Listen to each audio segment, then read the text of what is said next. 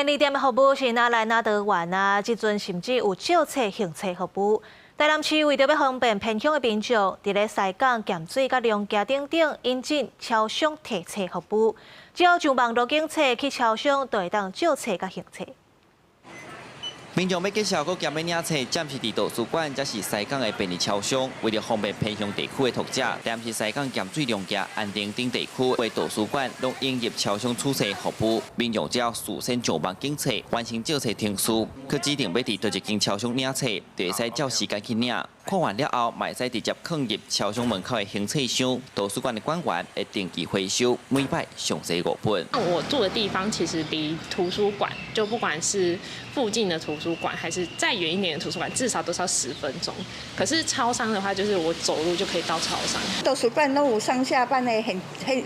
制嘛，啊，你也是讲外头的超商24点钟就无这个限制，啊来会当踮遐吼，就是向借册啊来行册，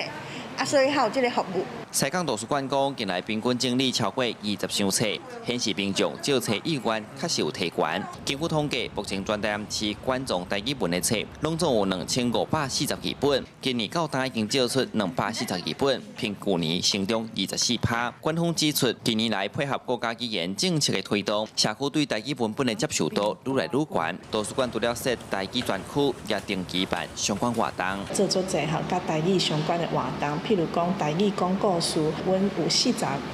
区的图书馆，阮今年会选10区，会去办100场的台语的广告书，像阮有开一个培训班，